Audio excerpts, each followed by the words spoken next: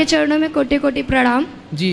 मैं मुंबई से आई हूँ, मेरा नाम सोनाली जायसवाल है। मेरे 2 क्वेश्चन हैं आज, प्रश्न है।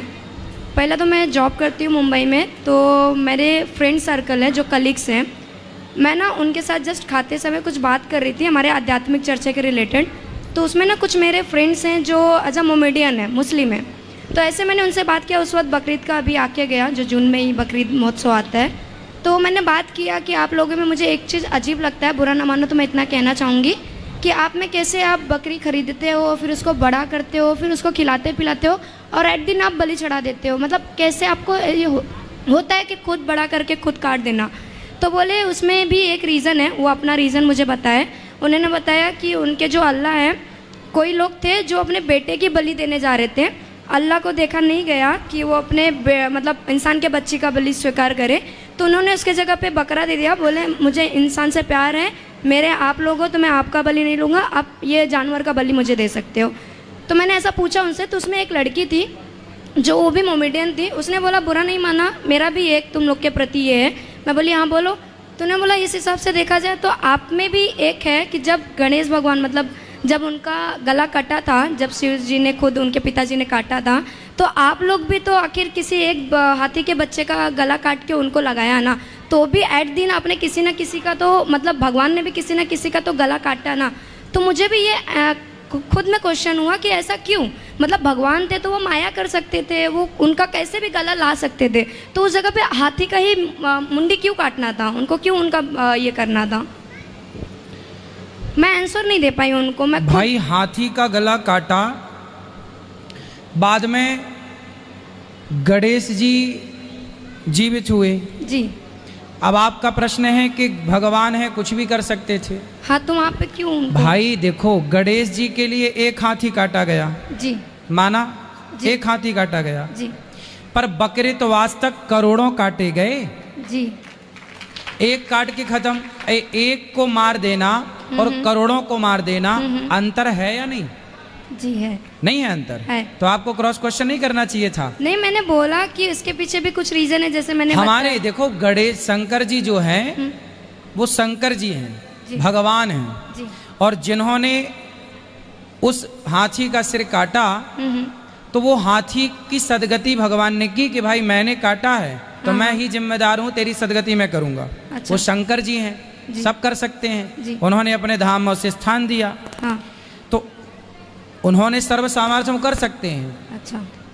लेकिन उसके बल पर आज तक तो हम लोगों ने हाथी नहीं काटे ना कि चलो शंकर जी काटे चलो हम भी काटते हैं। मतलब वो प्रथा चालू नहीं हुई ऐसा कुछ? प्रथा नहीं चली हमारे यहाँ तो। मोर ध्वज ने अपने बेटे की बलि दी, बेटे को आरे से चीरा, जी। बाद में उसका बेटा जिंदा हो गया।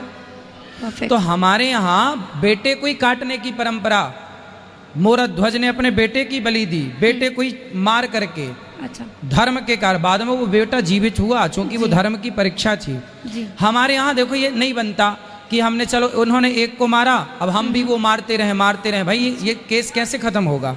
जी, भाई चलो एक मारा, आप एक हाथी के मारने का नंबर काट लो शंकर जी का, जी। एक नंबर काट लो, फिर भी तो 99 नंबर है शंकर जी के पास, और आपके कारण तो आज तक करोड़ों बकरे कट गए। जी। तो करोड़ों की हत्या ज्यादा अच्छी है या एक की हत्या? एक को जब डॉक्टर इलाज करता है और आपके किसी उंगली में पॉइजन हो जाए तो डॉक्टर बोलते हैं इस उंगली को काट दो, इस उंगली के काटने से हाथ बचता है तो एक उंगली काट देना चाहिए। एक हाथ को काट देने से संपूर्ण शरीर बचता हो तो हाथ काट देना चाहिए।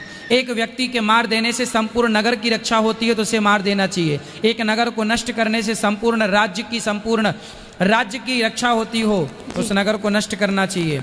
एक राज्य को नष्ट करने से संपूर्ण देश की रक्षा होती है तो उसको ठीक करना चाहिए। ये नीति है, ये विदुर नीति है। इस नीति के हिसाब से यदि हाथी को मारा गया तो केवल हाथी को मारा गया, एक को, जी। उसके बाद किसी हाथी को नहीं मारा गया। नहीं। और आपके यहाँ एक बकरे को मारा गया, उसके बाद करोड़ों बकरे मारे गए। आज तक मर रहे हैं, आगे पता नहीं कब तक मरेंगे। तो अब ये अंतर है। ठीक है। और दूसरा मेरा ये था, मैंने मतलब आपने बताया ना गुरुकुल आपने ऐसा चलाया है जो बच्चे लोग पढ़ रहे हैं उसमें, तो मेरा एक डाउट आया था मेरे मन में तो मतलब उसमें सभी वर्ग के लोग पढ़ते हैं या फिर सिर्फ ब्राह्मण ही लोग जा सकते हैं? जो संस्कृत पढ़ना चाहें, जो वेद पढ़ने के इच्छुक हैं, जो पुराण पढ़ने के मतलब इच्छुक कोई हैं, भी कास्ट के हों? कोई भी पढ़ सकते हैं। जो पुराण तो सभी पढ़ सकते हैं, जी। व्याकरण तो सभी पढ़ सकते हैं। में भी लोग आपको बुला रहे हैं, आपकी भक्ति की चर्चा कर रहे हैं, और आपने तो उससे भी बड़ा इतिहास रच दिया है। वो तो सिर्फ अपन बोलते हैं, वो चढ़ के वो अपने वो करके वो अपना एक दिखा रहे, पर आप तो लोगों को सुधार के और लोगों को बिल्कुल यानी जो गंदी राहों पे है, छोटे छोटे बच्चे, आज की जवान पीढ़ी को जो ज़रूरत है वो आप उसका जो ज्ञान मिलना चाहिए वो बांट रहे हैं। और आप इधर की मैंने सेवा देखी, मैं कथा करवाने आई हूँ, पर मैं आज प्रश्नोत्तरी में रुकी हूँ, खास इसलिए कि मैं रोज़ आपकी प्रश्नोत्तरी कभी नहीं छोड़ी हूँ। मैं कुछ भी हो, चाहे कुछ भी हो, पर आपकी प्रश्नोत्तरी नहीं छोड़ती। और मैं हर सवाल का जवाब मेरे को आपके पास से मिला है, मेरा कोई सवाल नहीं है, कुछ भी नहीं। और बाके बिहारी और गौरी गोपाल की कृपा से मेरे पास भरपूर सब कुछ है। बस भगवान से एक ही प्रार्थना है, हे भगवान हमको भक्ति दे और तेरे पास बुला ले, बस वही चाहिए। प्रश्न कुछ भी नहीं है, बस आपने इतिहास रचा है। आप वो बच्चे को बोल रहे थे, पर आपने तो बहुत बड़ा इतिहास रचा है महाराज जी। राधे आप राधे। सब माँओं का आशीर्वाद राधे है। राधे। जल्दी करना है, जल्दी करना। हाथ नीचे ऐसे नहीं पकड़ते। जय श्रीमन नारायण गुरुदेव। जय श्रीमन नारायण। जय श्री कृष्णा। गुरुदेव, मैं परमपिता परमेश्वर का बहुत बहुत धन्यवाद करना चाहता हूँ कि आपकी वाणी से हम लोगों को सन्मार्ग की रास्ता मिलता है। तो गुरुदेव, मुझे एक ही प्रश्न करना था कि अगर कोई मुझे बोले कि तुम सनातनी हो, तो मैं अपने मुखार बिंदु से कैसे मैं कहूँ कि मैं सनातनी हूँ? मतलब कि मैं कैसे जवाब दूं? अगर कोई अन्य पुरुष मुझे बोले कि तुम सनातनी हो, तो मैं कैसे अपने मतलब कोई वैदिक मंत्र से मैं तो जवाब बोलो दे हम सकता? सनातनी हैं, हम धर्म का पालन करते हैं। धर्म क्या है? अहिंसा ही परमो धर्म, ये याद कर लो। अहिंसा अहिंसा ही परमो धर्म। हम अहिंसा की बात कर, अहिंसा मतलब किसी की हत्या ना करना अहिंसा है, किसी की हत्या करना हिंसा है। हम अहिंसा के पुजारी हैं। मीन्स हम किसी का दिल नहीं दुखाना चाहते या नहीं दुखाते, इसलिए हम सनातनी हैं, क्योंकि हम सब पर दया करते हैं और प्रेम मोहब्बत से रहते हैं। जी गुरुदेव, और मैं तमाम भारतवासियों को मैं एक बात बोलना चाहता हूँ कि अगर जीवन में आप कुछ ना करें तो प्लीज़ एक बार भागवत कथा जरूर सुने, क्योंकि भागवत कथा सुनने से ही हमें ना भगवान की ओर प्रेरित होता है, हमें सन्मार्ग की रास्ता मिलता है। तो मेरे जीवन में काफ़ी चेंजिंग हुआ है भागवत कथा सुनने से। बिल्कुल, आपको कोटि कोटि प्रणाम। इनसे बात करा पाठक, खड़े हो जाइए आप। हाँ जय श्रीमन नारायण गुरु जी। गुरु जी, मेरे बेटे का सवाल है ये भी, रावण ने तो सीता माता को हाथ भी नहीं लगाया था, पर तब भी हम उसके पुतले जलाते हैं, और दुर्योधन ने तो द्रौपदी को हाथ भी लगाया था और हम उसका कुछ नहीं कर सकते, ऐसा क्यों? तो रावण बिना हाथ लगाए सीता माँ अपने से चढ़ गई थी क्या उसके विमान में? बताओ, क्या सीता मैया अपने से उसके विमान में चढ़ गई थी? नहीं। या उसने पकड़ के जबरदस्ती बिठाया था? नहीं। हाँ तो बिठाया ना, हाँ जी। हाथ लगाया ना। हाँ जी। फिर दूसरा, बड़े को सजा ज्यादा मिलती है, ठीक है। बड़े को दंड। देखो, सामान्य व्यक्ति चोरी करेगा तो उसकी चोरी माफ है, सामान्य है, हाँ जी। कम पढ़ा लिखा है, मूर्ख है। लेकिन कोई विद्वान पढ़ा लिखा, आप समझदार हैं, आप योग्य हैं, और आप चोरी करें, एक पढ़ा लिखा विद्वान जो सबको कहे जी चोरी नहीं करना, चोरी, वो चोरी करे, तो वो दंड का पात्र ज्यादा है।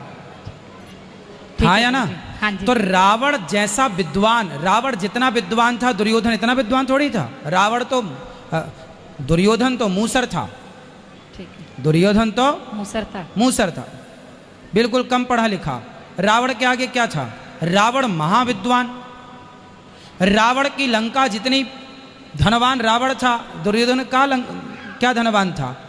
दुर्योधन के पास रावण की टक्कर का क्या था? रावण की टक्कर, रावण का बेटा मेघनाथ था ना, वो मेघनाथ अकेला ये कौरवों की 12 बजा सकता था। वो मेघनाथ अकेला। रावण की तो छोड़ दीजिए, तो ये दुर्योधन इत्यादि ये तो मामूली थे, बहुत ज़्यादा हाई पावर नहीं था, इसलिए भगवान को इनके लिए अस्त्र शस्त्र तक नहीं उठाना पड़ा। अर्जुन ने निपटा दिया सबको, भीम भैया ने निपटा दिया, और वहां तो रावण के लिए भगवान राम को आना पड़ा। अब जिसके लिए राम को आना पड़ा हो वो कितना पावरफुल होगा। तो रावण ज्यादा विद्वान था, ज्यादा धनवान था, उसका किया गया उसे ज्यादा दंड दिया जाएगा। समाज बड़े से सीखती है, इसलिए रावण ने जो गलती करी उसकी गलती के कारण पुतले जलाए गए। इन्होंने भी गलती करी पर ये मामूली लोग थे, रावण की तुलना में इनकी कोई बराबरी नहीं थी, इसलिए बड़ा रावण था। सब में बड़ा रावण, विद्वान विद्या में रावण बड़ा था, धन में बड़ा था रावण, पावर में बड़ा था रावण, उसके आगे कुछ भी नहीं थे दुर्योधन इत्यादि। और अपराध भी रावण का ज्यादा था, सोने में ले आया है ना, और बहुत समय तक रखा अपने पास सीता माता को, तो इसलिए पुतले उसी के जलाए जाते हैं। बड़े का ही ना विरोध होगा, विरोध किसका होता? जो है नाम वाला वही तो बदनाम है। सामान्य व्यक्ति को पूछता कौन है? पुतले को यारे गहरे नत्थु खैरे के थोड़ी जलाए जाते हैं, पुतले जलाए जाते हैं उनके जो नाम ही होते हैं, जिनका यश होता है, नाम उसी का ना लोग पुतले जलाएंगे। इनको जानता कौन था? रावण को सब जानते थे, दुर्योधन को कौन जानता था? इसलिए रावण की तुलना में दुर्योधन कहीं नहीं टिकता। सॉरी, रावण से दुर्योधन की तुलना नहीं हो सकती। ठीक है गुरु। दूसरा प्रश्न गुरुजी मेरा ये है कि मेरी सिस्टर ने ना लड्डू गोपाल रखे हुए हैं। हाँ? तो लड्डू गोपाल जी रखे हुए हैं जी, तो उनको अगर इमरजेंसी अगर 5-6 दिन के लिए बाहर जाना हो तो लड्डू गोपाल की उनकी सेवा कोई नहीं कर सकता, वो कह रहे हैं किसी को दे सकते हैं हम जैसे। किसको देंगे? मंदिर में कोई आसपास हो तो मंदिर में बिठा लो, वरना भगवान जी को सुला के जाओ, मानसिक पूजा करते रहा करो। ठीक है, राधे राधे गुरु जी। जी राधे राधे गुरु जी।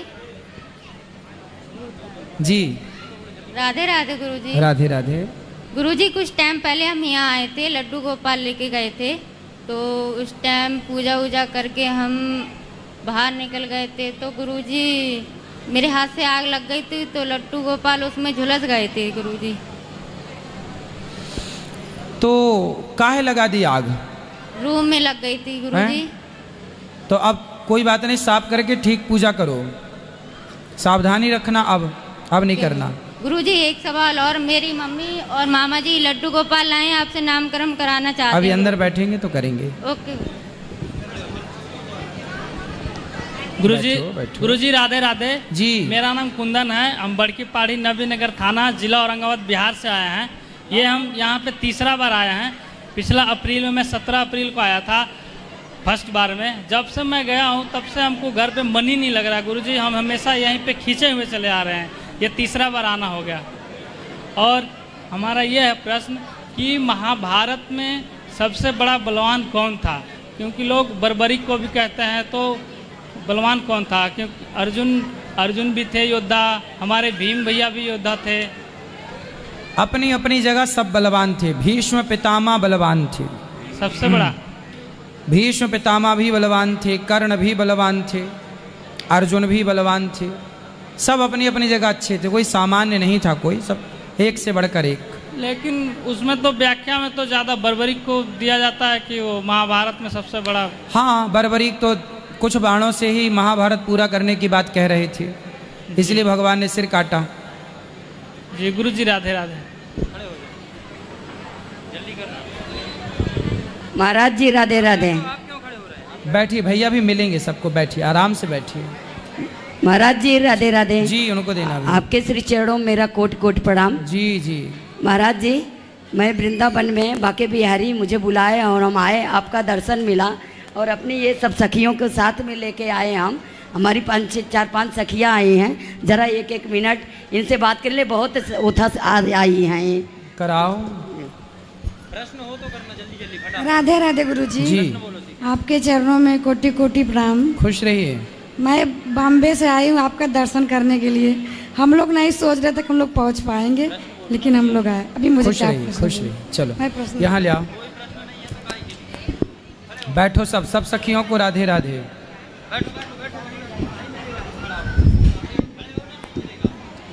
महाराज जी राधे राधे, आपके जी। कोटि चरणों में कोटि कोटि प्रणाम। महाराज जी मैं सतना जिला से बिरसिंहपुर से आया हूँ।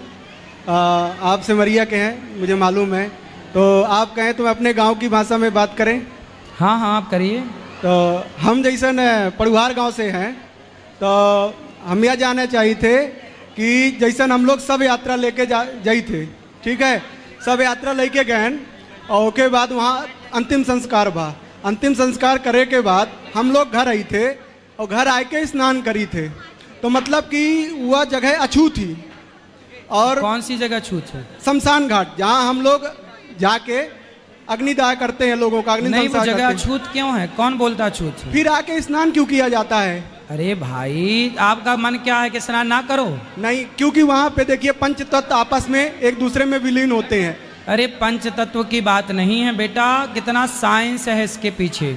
साइंस विज्ञान जानते हो कुछ? जी जी जानो बेटा, जब आदमी मरता है जी तो मृत व्यक्ति के बॉडी में, शरीर में नाना प्रकार के बैक्टीरिया पैदा हो जाते हैं जी। नाना प्रकार के बैक्टीरिया, इसलिए मरे हुए आदमी के शरीर से दुर्गंध आने लग जाती है। हाँ, डिकम्पोज हो जाती है बॉडी। उसके बाद क्या होता है, अनेक प्रकार के बैक्टीरिया यदि हैं और आप आसपास हैं, कहीं वो बैक्टीरिया आपको अपना शिकार ना बनाए, आपकी बॉडी पे ना आए, इसलिए आपको नहा लेना चाहिए, ताकि आपके अंदर यदि वो बैक्टीरिया प्रवेश कर रहे हो तो बॉडी पे ही साबुन इत्यादि लगा के मिट्टी से लेप करके वो मर जाएंगे। नहीं तो लोग क्या बोलते हैं कि वहाँ से आए हो जल्दी स्नान करो, घर के अंदर नहीं जाना, घर अपवित्र हो जाएगा। हाँ हाँ ठीक कहते हैं। और महाराज जी एक सवाल कि जैसे फिर उसके बाद हम अपना जिस दिन शुद्ध होता है मुंडन कराते हैं, हाँ। तो यदि हमारी इच्छा नहीं है तो वो ना कराएं तो क्या वो अपराध बन जाएगा महाराज जी? भाई मुंडन कराने की परंपरा है, काहे ना कराओगे मुंडन? जैसे मन करता बालों है। से बड़ा प्यार करते हो? नहीं नहीं, हाँ झड़ जाएंगे ये। जैसे बालों का मतलब है उस्तरा चराना छोड़ दिया है कि बालों में उस्तरा नहीं लगाना है। तो भाई जब दादाजी मरते हैं जी तो मुंडन कराने की परंपरा रही है भारत की, जी। कराना ही चाहिए। ऐसा नहीं कि मैं नहीं कराऊंगा। क्यों नहीं कराओगे? परंपराएं नहीं मानोगे तो कौन मानेगा? फिर कल को तुम्हारा बेटा कैसे मानेगा? मनमाना आचरण नहीं करते बेटा, हमारे यहाँ मनमाना नहीं है। नहीं मैं नहीं करूँ, क्यों नहीं करोगे? परंपरा जो है वो फॉलो करो, मनमाना नियम ना बनाओ। जो ऋषि मुनियों ने बना दिया है उसी को फॉलो कर लो, तुम्हारा कल्याण हो जाएगा। जी महाराज जी राधे राधे, आपके चरणों में कोटि कोटि प्रणाम। जी।